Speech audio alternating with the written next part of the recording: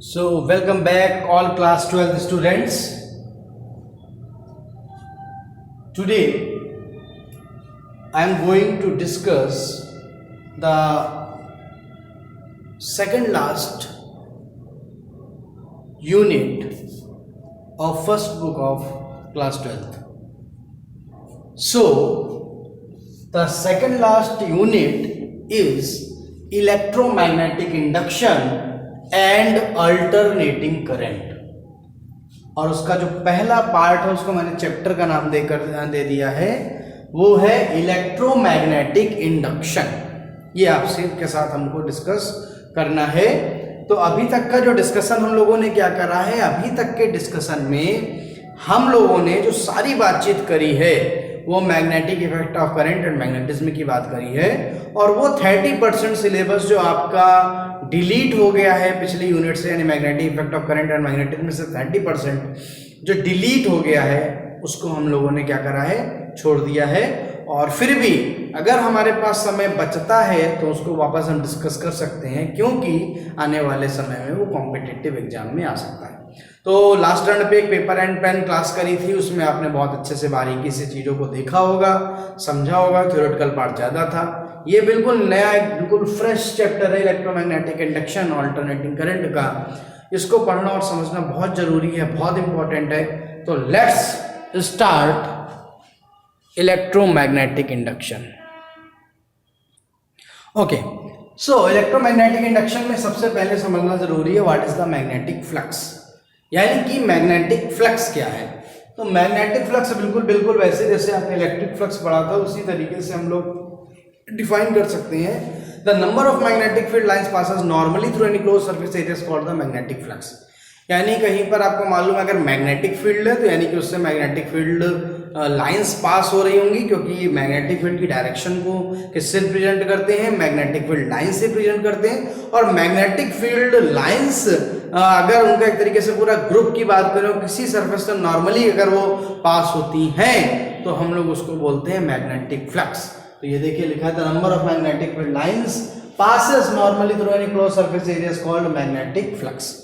अब इसको कैसे हम लोग अगर बात कर सकते हैं तो हमने यहाँ पर दो डायग्राम बना रखे हैं। ये कोई प्लेन है, प्लेन से जो है आप देख रहे हैं कि ये मैग्नेटिक फील्ड लाइंस पास हो रही हैं। इनकी मान लिया जो वैल्यू है मैग्नेटिक फील्ड की वो बी है। मैग्नेटिक फील्ड लाइंस का अगर हम रिप्रेजेंट करेंगे तो बी वेक्टर से रिप्रेजेंट कर रहे हैं। और आपको मालूम है प्लेन के परपेंडिकुलर उसका एरिया वेक्टर शो किया जाता है। तो प्लेन के परपेंडिकुलर जो एरिया वेक्टर है वो ए वेक्टर है, और वो भी आपको मालूम है बी वेक्टर की डायरेक्शन में है क्योंकि परपेंडिकुलर टू द प्लेन है।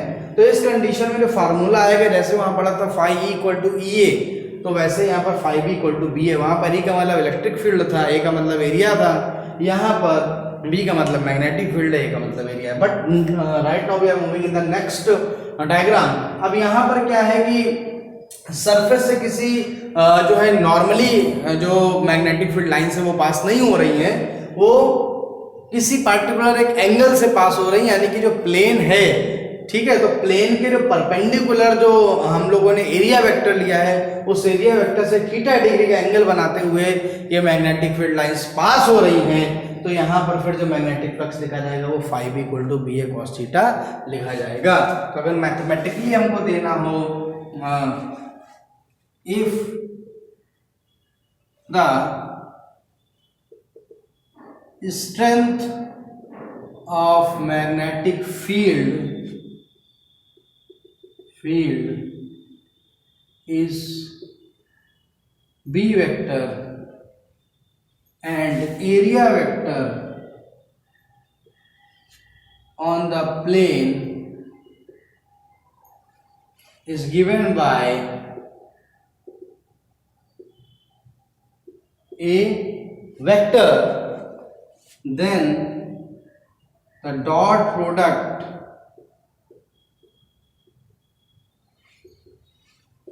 of B vector and A vector equals to the magnetic flux. ये मैथमेटिकल डेफिनेशन हो गई, यानी कि अगर हम लोग बात करेंगे that is 5b equal to, तो कितना हो जाएगा b vector dot a vector. तो this is the mathematical formula बोलते हैं। और हमेशा जब बात करते हैं मैग्नेटिक फ्लक्स किसी सरफेस से पास हो रहा होता है तो हम लोग जनरली ये कहते हैं कि magnetic flux linked with the surface, यानी जहां से जितना भी मैग्नेटिक फ्लक्स पास होगा तो हम लोग ये बात कहेंगे कि वहां पर उतना मैग्नेटिक फ्लक्स क्या है जो लिंक है उस सरफेस से। तो F equal to B vector dot A vector. Then फिर हमने कहा कि इस फार्मूले के जो है दो रूप आपने देखे हैं। अगर आप इसको एक एरोस को लेके इस तरीके से देखिए और दूसरा इस तरीके से देखिए, तो एक जगह 5 इक्वल टू बी ए हो जाएगा, एक जगह 5 equal to B A cos theta होगा। वो ऑलरेडी मैंने यहाँ पर आपको समझा दिया है। अब बात करते हैं जो यूनिट है, तो यूनिट जो है जो मैग्नेटिक फ्लक्स की यूनिट है, मैग्नेटिक फ्लक्स या यूनिट ऑफ मैग्नेटिक फ्लक्स इस जनरली इसको जो एक वर्ड में हम टर्म्स में बोलते हैं वो क्या बोलते हैं, वेबर बोलते हैं। बहुत इंपॉर्टेंट एक तरीके से हम कह सकते हैं आपके पास जो मैग्नेटिक फ्लक्स है उसकी जो एक तरीके से हम अगर कहेंगे कि what is the unit of the magnetic flux, तो सिंपली एक वर्ड में आप कह सकते हैं which is given by weber. And also and जो वन वेबर है वो 10 टू द पावर 8 मैक्सवेल के बराबर होता है। ये एक अनदर यूनिट है। 1 weber equal to 10 to the power 8 maxwell, आप इसको याद यहाँ पर कर सकते हैं। देन फिर इसके बाद आपके पास दो चीजें और आती हैं कि अगर हम लोग बात करेंगे यूनिट ऑफ मैग्नेटिक फ्लक्स की, यानी कि एक तरीके से MKSA जो सिस्टम होता है उसमें अगर हमें निकालना हो जाके यूनिट, तो वहाँ पर डायमेंशन की बात हम लोग करते हैं, तो डायमेंशन निकालना है। एंड और इजी वे पे इसकी अगर हम कैसे यूनिट बना सकते हैं, तो देखिए यूनिट एंड डायमेंशन अगर हम लोग इसको और कर लें तो आपको मालूम है 5 इक्वल टू कितना हो जाता है, b है, b आपने देखा है। तो अगर हम लोग बात करेंगे b, तो मैग्नेटिक फील्ड की यूनिट कितनी कैसे निकालेंगे, क्या होती है, तो आपने फार्मूला पढ़ा है F बराबर BIL। तो b बराबर कितना हो जाता है F अपॉन IL, यानी कि न्यूटन पर एम्पियर इंटू मीटर। ठीक, तो इसको हम हटा दे रहे हैं अब यहाँ पर। तो आपको मालूम है कि जो b की यूनिट है न्यूटन पर एम्पियर मीटर आती है। ठीक, इसको मैंने इरेज कर दिया यहाँ से। तो हमने यहाँ पर लिख दिया न्यूटन पर एम्पियर मीटर और यहाँ पर एरिया का मीटर स्क्वायर हो गया। ये काट दीजिए। तो जो जनरली यूनिट आती है वो newton into metre upon ampere करके जो है इसकी फ्लक्स की एक यूनिट निकाल सकते हैं आप, न्यूटन मीटर पर एम्पियर। एंड जो डायमेंशन हम लोग जब निकालेंगे डायमेंशन, तो डायमेंशन अगर हमको निकालना होगा तो हम लोग कैसे निकालेंगे, डायमेंशन ऑफ 5b जब निकालना होगा तो डायमेंशन ऑफ फोर्स यानी कि n का मतलब न्यूटन की डायमेंशन हम बात करें फोर्स की तो कितनी आती है, ml की पावर -2 और इंटू मीटर l हो गया। ठीक है,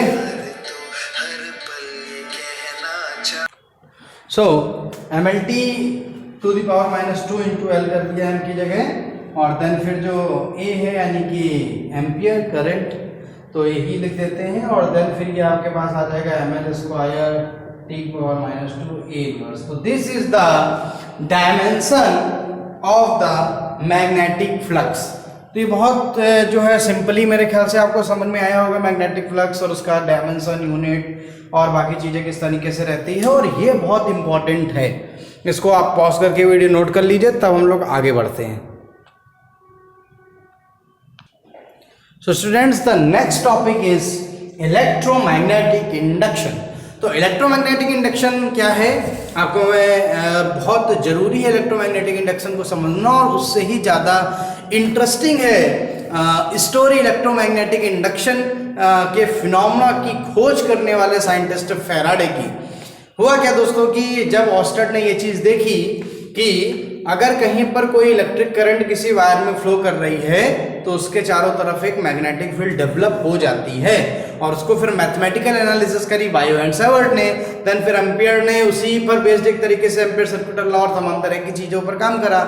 फैराडे ने ऐसा सोचना शुरू करा कि अगर कहीं पर कोई करंट फ्लो करती है उसकी वजह से कोई मैग्नेटिक फील्ड बनती है, तो ऐसा भी संभव होगा कि अगर कहीं पर कोई मैग्नेटिक फील्ड है तो उसके कारण से इलेक्ट्रिक करंट भी प्रोड्यूस हो। क्यों? क्योंकि जैसे जानते हैं कि अगर कुछ नीचे है तो उसके कुछ ऊपर भी होगा, दाया है तो बाया है। मैटर है तो एंटी मैटर है, पार्टिकल है तो एंटी पार्टिकल है, एनर्जी है तो एंटी एनर्जी है, डार्क एनर्जी है। हर चीज का एक तरीके से उसका जस्ट इन्वर्ट एग्जिस्ट करता है। यानी कि अगर कहीं पर अगर करंट की वजह से मैग्नेटिक फील्ड है तो मैग्नेटिक फील्ड की वजह से इलेक्ट्रिक करंट भी बनेगी। अब फैराडे ने इसके लिए एक्सपेरिमेंट्स करना शुरू करा। तो उन्होंने क्या करा कि जस्ट उन्होंने एक कॉइल बनाई, मोटी सी जबरदस्त कॉइल उन्होंने बनाई, और उस कॉइल को बनाने के बाद उसके आसपास जो है ह्यूज जो है मैग्नेट रख दिए।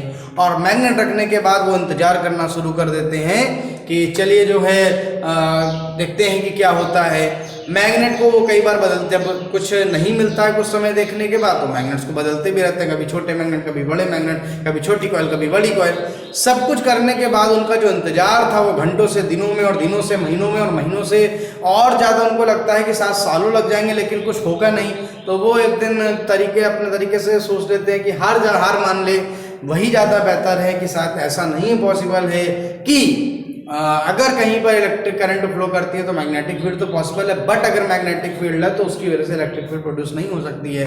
एक फ्रस्ट्रेशन के साथ उन्होंने एक मैग्नेट उठाया और जो कॉइल सामने रखी थी उस कॉइल के अंदर ऐसे निशाना लगाते हुए फ्रस्ट्रेशन से फेंका, और जैसे ही फेंका तो उन्होंने देखा कि कॉइल से जो कनेक्टेड वहाँ पर जो एक उन्होंने छोटा सा इलेक्ट्रिक बल्ब लगा रखा था और जो गैल्वानोमीटर लगा रखा था, तो देखा था बल्ब ब्लिंक सा हुआ और गैल्वानोमीटर में हल्का सा डिफ्लेक्शन हुआ।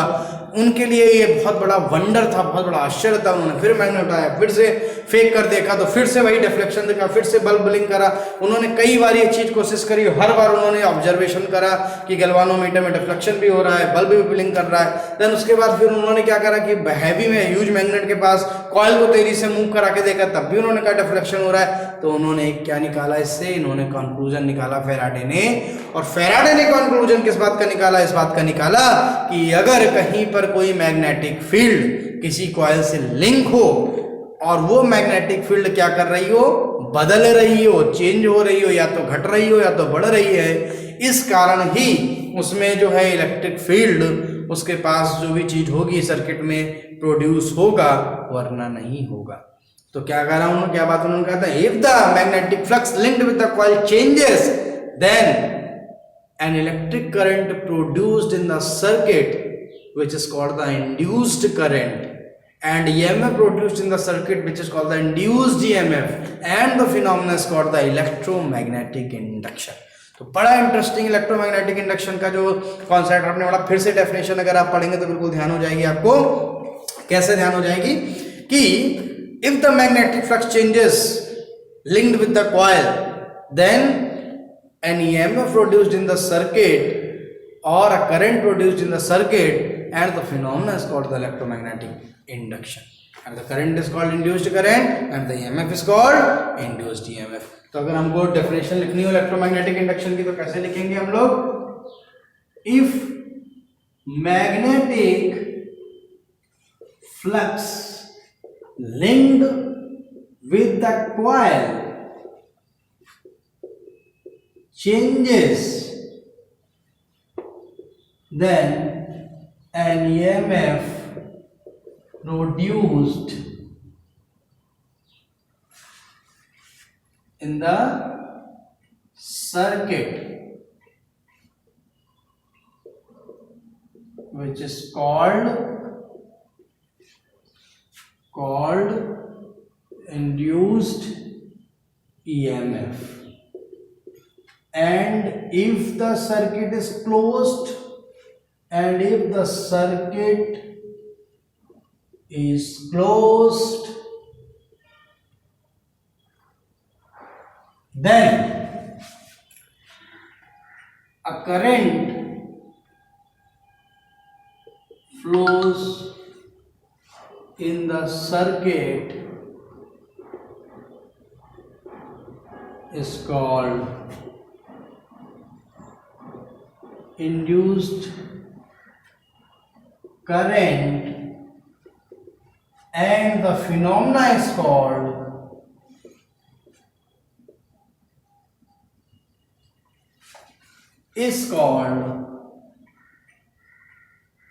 electromagnetic induction।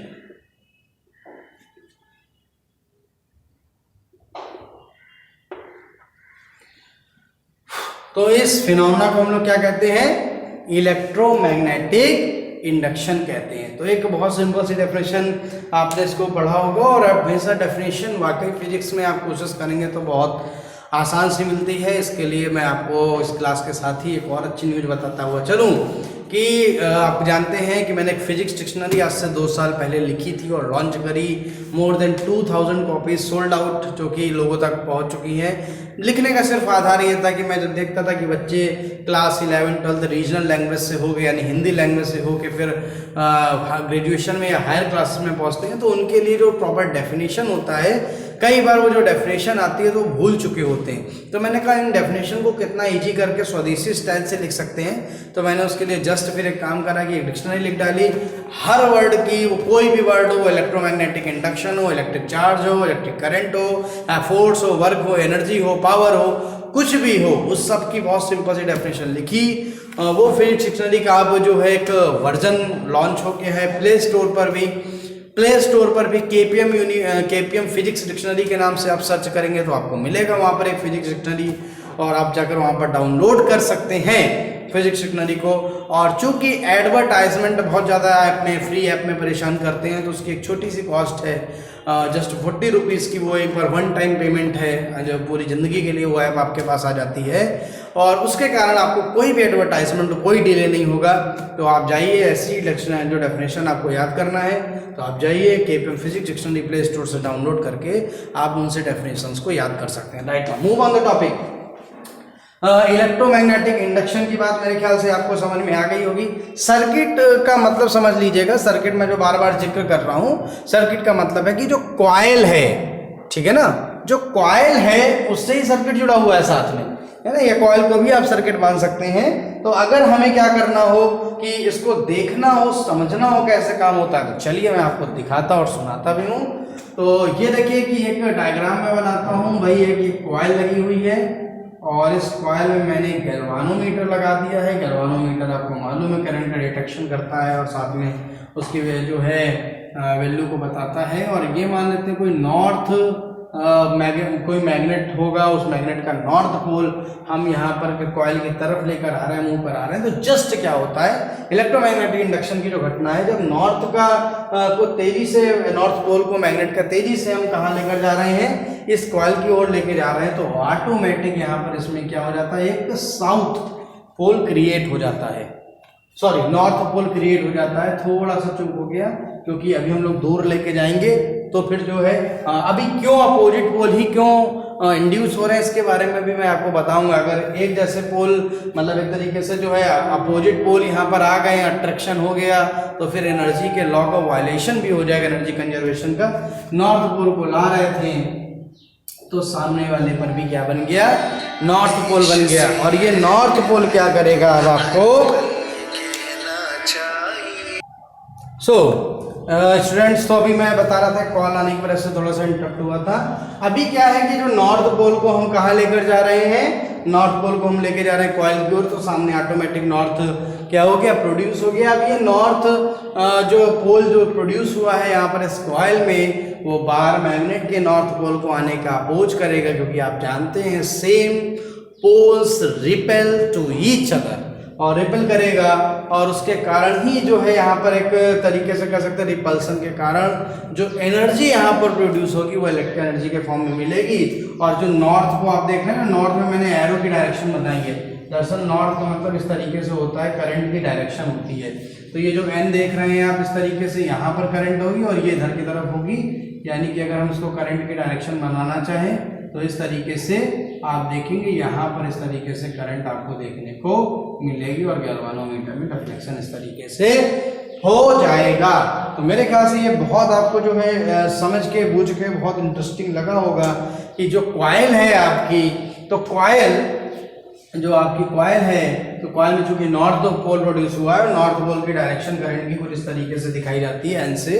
तो आप देखिए कि कॉइल में इस तरीके से करंट फ्लो करने लगेगी। This is called the induced current. अब आपके पास दूसरा तरीका होगा कि भाई क्या हो कि हम जरा इसको पोल को दूर ले जाने की कोशिश करें। तो ठीक है, फिर से आप देखें ये आपका नॉर्थ पोल है और ये जो है आपका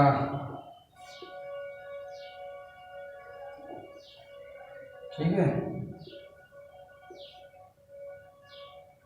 ठीक, ये गैल्वानोमीटर है सपोज। ठीक, अब यहाँ पर आप देखिए, अब इस नॉर्थ पोल को दूर ले जा रहे हैं, इस कॉइल से नॉर्थ पोल को दूर ले जा रहे हैं। दूर जब जाएगा तो ऑटोमेटिक यहाँ पर जो है क्या हो जाएगा, साउथ पोल प्रोड्यूस हो जाएगा। ठीक है, तो हम जरा यहाँ पर थोड़ा सा एक्सप्लेनेशन के लिए नॉर्थ को इस तरीके से बना रहे हैं, और यहाँ पर कौन सा पोल हो गया, साउथ पोल बन जाएगा। क्योंकि अभी जैसे जब पास आ रहा था नॉर्थ, तो रिपेल करने के लिए यहाँ नॉर्थ पोल बना। अब यहाँ पर नॉर्थ पोल को दूर ले जा रहा है, तो दूर जाने का भी अपोज करने की कोशिश करेगा, यहाँ साउथ प्रोड्यूस होगा, और करंट की डायरेक्शन कुछ इस तरीके से आपके पास बन जाएगी। ठीक, ये देखिए ये बन गई, और यहाँ से अगर हम करंट की बात करेंगे तो ये आ गया आपका, इस तरीके से करंट आ गया, और यहाँ जाएगा तो इस तरीके से करंट हो गया। तो जो करंट की डायरेक्शन होगी गैल्वानोमीटर में, वो क्या हो जाएगी, बदल जाएगी। तो मेरे ख्याल से अब आपको ये समझ में प्रोसेस आ गया होगा। इसी प्रकार से साउथ पोल के लिए भी हम लोग डायग्राम बनाकर देख सकते हैं कि अगर हम लोग जो है किसी गैल्वानोमीटर लगा हुआ है कि अगर कहीं पर हम लोग साउथ पोल तेजी से लेके आ रहे हैं, तो यहाँ पर भी क्या कौन सा प्रोड्यूस हो जाएगा, तो इस तरीके से यहाँ पर भी एक साउथ पोल प्रोड्यूस हो जाएगा। ठीक, और अगर हम जो है साउथ पोल को मैग्नेट से दूर ले जा रहे हैं, सॉरी कॉइल से दूर ले जा रहे हैं, तो जब कॉइल से दूर ले जाएंगे तो ऑटोमेटिक यहाँ पर कौन सा पोल बन जाएगा, नॉर्थ पोल बन जाएगा इस तरीके से, और ये हो जाएगा इस तरीके से। ठीक, ठीक, ये हो गया आपको ये गैल्वानोमीटर में डिफ्लेक्शन इस तरीके से मिलेगा। तो मेरे ख्याल से ये जो डायग्राम है आपको बिल्कुल समझ में आ गए होंगे, बहुत अच्छी तरीके से आप समझ गए होंगे। तो इस तरीके से जो फिनोमेना है इलेक्ट्रोमैग्नेटिक इंडक्शन का, वो इस तरीके से काम करता है। तो इलेक्ट्रोमैग्नेटिक फ्लक्स, जो इलेक्ट्रोमैग्नेटिक इंडक्शन का फिनोमेना क्या है, if magnetic flux linked with a coil and if it changes then an EMF produced in the circuit or coil, and if the circuit with the coil or circuit, कुछ भी आप कह सकते हैं, is closed, then there is a current will flow, and the current is known as induced current, and the whole phenomena is known as the electromagnetic induction, and it happens here like this. तो this is the, जो ये आपने जो देखा है, ये एक experiment के तरीके हैं। इन डायग्राम को आप बना लीजिए, डेफिनेशन को नोट कर लीजिए वीडियो को पॉज करके। So students, this is the second experiment. क्या करा है कि अभी हमने क्या करा है कि यहाँ पर आपको मालूम है, पहला डायग्राम देखिए, ये डायग्राम, यहाँ पर एक बैटरी लगी है, की क्लोज है, की क्लोज होगी तो करंट फ्लो करना यहाँ पर स्टार्ट कर देगी। जब स्टार्ट करेगी तो यहाँ पर एक कॉइल लगी है, जिसको पी का मतलब प्राइमरी कॉइल लगी हुई है। इसके जस्ट बगल में एक और कॉइल रखी है, जिसमें कि सेकेंडरी कॉइल आपको दिख रही है, और एक गैल्वानोमीटर यहाँ पर आपको दिख रहा होगा। ठीक है, अब यहाँ पर क्या होगा, जैसे ही प्राइमरी करंट जो है प्राइमरी कॉइल से करंट फ्लो होना शुरू होती है, यानी कॉइल की वजह से करंट धीरे धीरे बढ़ना शुरू होगी, तो जस्ट इसके पास वाली जो सेकेंडरी कॉइल रखी हुई है, वहां पर जस्ट अपोजिट डायरेक्शन में करंट फ्लो करना शुरू कर देगी। This is the another experiment, another example of the phenomena electromagnetic induction. Right now move on the next diagram which is the B, and in B diagram this is the क्या है कि यहाँ पर battery दिख रही है, की को ओपन कर दिया है। जैसे ओपन करेंगे तो करंट यहाँ पर स्टॉप्ड हो जाएगी, रुक जाएगी। लेकिन जो सेकेंडरी कॉइल में है, तो सेकेंडरी कॉइल में अब उसी डायरेक्शन में करंट फ्लो करना शुरू कर देगी जिस डायरेक्शन में ऊपर करंट फ्लो कर रही थी। यानी कि एक बात को समझिए, यहाँ पर करंट प्राइमरी वाली क्या हो रही थी, बढ़ रही थी, तो सेकेंडरी वाली अपोजिट डायरेक्शन में करंट फ्लो करने लगी, यानी प्राइमरी कॉइल में करंट बढ़ने का अपोज। और इसके बाद जब प्राइमरी कॉइल में करंट आपने बंद कर दी, करंट रुकने लगी, तो उसके रुकने का अपोज करती है जो सेकेंडरी कॉइल वहां पर लगी हुई है। These are two examples based on the phenomena electromagnetic induction. तो अभी आपने क्या देखा, एक तो बार मैग्नेट से कॉन्सेप्ट देखा था कि मैग्नेट को कॉइल के पास तेजी से मूव कराइए, करंट इंड्यूस होगी, करंट प्रोड्यूस होगी। और दूसरा आपने देखा कि अगर कहीं पर आपको मालूम है कि सर्किट में करंट फ्लो कर रही है, वहां पर कोई कॉइल लगी है, तो ऑटोमेटिक जब करंट कॉइल से फ्लो करेगी तो वहां पर एक मैग्नेटिक फ्लक्स लिंक हो जाएगा, और उस मैग्नेटिक फ्लक्स में चेंज के कारण उसके पास में जो सेकेंडरी कॉइल रखी हुई है वहां पर भी ऑटोमेटिक एक करंट इंड्यूस हो जाएगी। This is the phenomena of electromagnetic induction. Okay, so student, the next topic is Faraday's law of electromagnetic induction. अब फैराडे ने क्या करा, जब इलेक्ट्रोमैग्नेटिक इंडक्शन के फिनोमिना को डिस्कवर कर लिया, उस पर पूरी एक तरीके से स्टडी कर ली, तो उन्होंने बेसिक 2 लॉज दिए, और दोनों लॉज से क्या होगा, आने वाले समय में बहुत बड़ी बड़ी चीज़ें तैयार हुई। आपको बता दूं, जैसे ट्रांसफॉर्मर बहुत इंपॉर्टेंट है। आप देखते हैं कि जब करंट को वायर में कैरी करना बहुत टिपिकल काम है, और खासकर जब हाई करंट हो तो उस कारण बहुत टिपिकल हो जाता है करंट को कैरी करना। तो फिर कैसे हमारे घरों तक इलेक्ट्रिसिटी पहुंचती है, तो उसमें एक बहुत इंपॉर्टेंट रोल होता है ट्रांसफार्मर का। इसके अलावा और बहुत सारी चीज़ें हैं, आपके घर में बहुत सारी डिवाइसेस हैं जो कि जिनमें ट्रांसफार्मर लगे होते हैं, क्योंकि सब डिवाइसेस 220 वोल्ट पर काम नहीं करती हैं, तो उसको कम करना, वोल्टेज को पहले एसी में कम करना, फिर उसको डीसी में कन्वर्ट करना, बहुत सारा फंक्शन जो करता है वो ट्रांसफार्मर करता है। और उस ट्रांसफार्मर में का जो प्रिंसिपल है वो फैराडेज का जो इलेक्ट्रोमैग्नेटिक इंडक्शन से रिलेटेड लॉ है उस पर ही एक तरीके से बेस्ड है। तो स्टूडेंट्स, तो क्या है Faraday's law of electromagnetic induction? तो फैराडे ने बहुत सिंपली बताया, नंबर फर्स्ट जो लॉ उन्होंने बताया कि the rate of change in magnetic flux is equal and opposite to the induced EMF. यानी कि किसी भी कॉइल से जो रिलेटेड जो भी फ्लक्स के चेंज होने का रेट है वो जस्ट इक्वल एंड अपोजिट होता है वहां पर जितना भी ईएमएफ इंड्यूस होगा या फिर प्रोड्यूस होगा। तो देखिए, फर्स्ट लॉ, और इसको जो है न्यूमैन्स लॉ भी कहते हैं, क्योंकि इसी टाइम पर जो है न्यूमैन्स ने भी इसी लॉ की एक तरीके से खोज की थी। तो न्यूमैन्स लॉ भी कहते हैं कि when the magnetic flux linked with the coil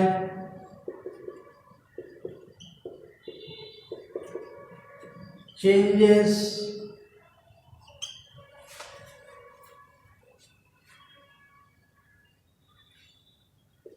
with respect to time,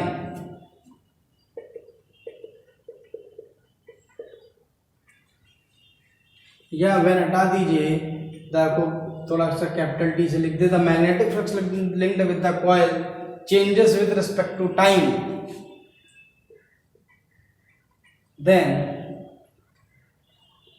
EMF, then इसको भी कह सकते हैं induced EMF produced in the coil is given as follows.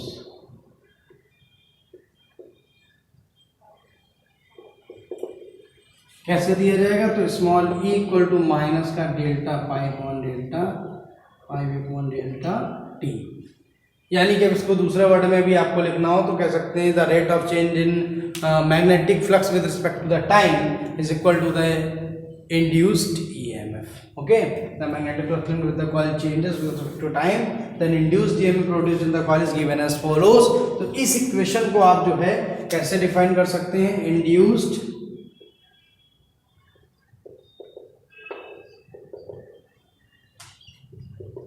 Negative rate of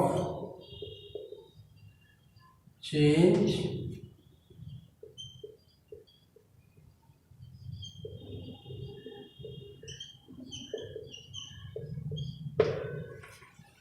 induced EMF equal to negative rate of change in magnetic flux. Clear? बहुत simple सा, बहुत standard एक law है। if coil have enters मान लेते हैं coil के पास n turns है तो इक्वल टू माइनस का n delta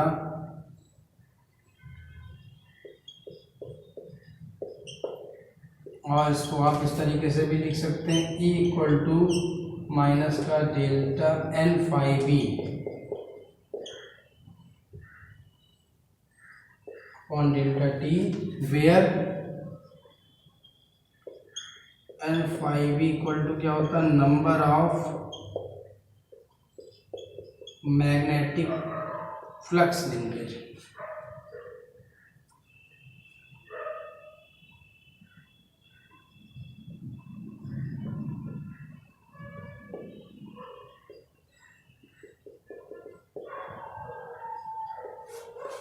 So this is very important law. So students, आज की क्लास में इतना ही रखना है। फैराडे के फर्स्ट लॉ तक हम लोगों ने बात करी है। नेक्स्ट टाइम पे फैराडे के फर्स्ट लॉ की कुछ और एक्सप्लेनेशन करेंगे, देन सेकंड लॉ करके चैप्टर में आगे पढ़ेंगे। तो सभी लेक्चर्स को थ्रू आउट कंप्लीट अगर आप करते चलेंगे तो मेरी गारंटी है कि आपको कोई भी प्रॉब्लम नहीं होगी। नेक्स्ट क्लास में फिर आपसे मुलाकात होगी, तब तक के लिए नमस्कार।